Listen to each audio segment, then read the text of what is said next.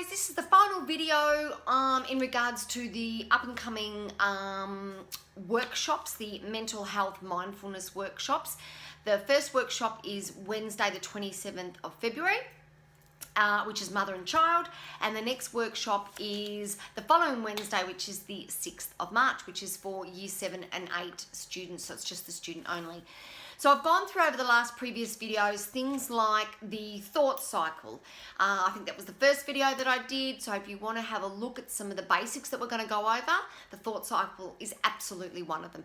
I've gone over things like judging and imperfections. I've gone over things like confidence, where we get our confidence from and how we build our confidence.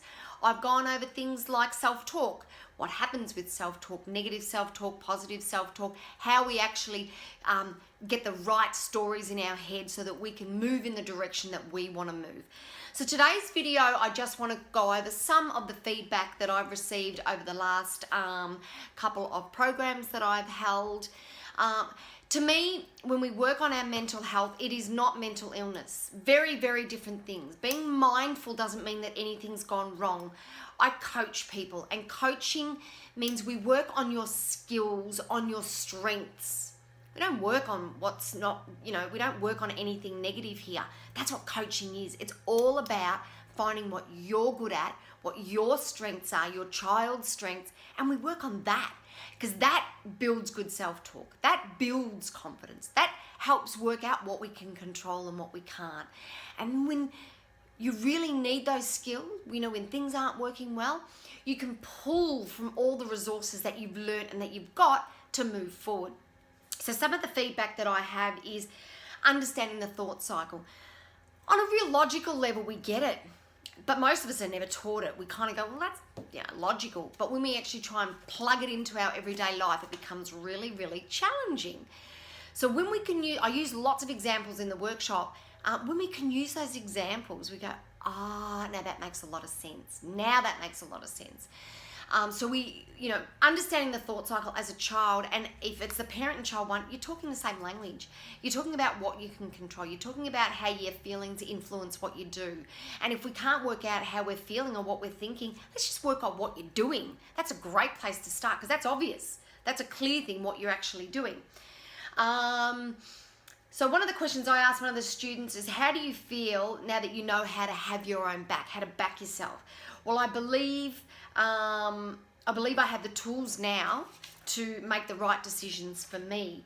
And some more feedback that we had was the thought cycle. The things that I learned was the thought cycle, differences in people, and when it came to calming down, the breathing techniques that we learned. Another one was about the breathing. Learning how all the emotions vary and ways that I can change my emotions by putting everything in the thought cycle.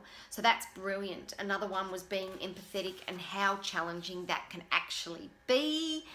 I love this one that someone wrote, thoughts are not always true. That's a powerful one because we really do think that what we think is always a fact. And we're going to learn that in the program that your thoughts aren't always true. And how do I know? Because if they were true, we would all be thinking the same thing. And I bet when you've got a negative thought about yourself, other people aren't thinking that same thing. So that's how we kind of know that maybe the thoughts aren't always true.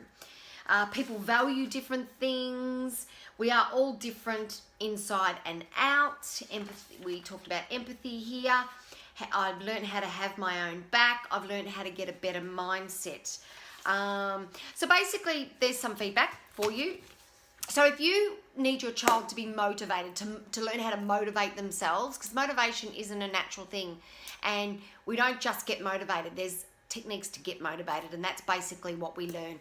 I would love to see you there. Any questions, please message me. Otherwise, have a fabulous day.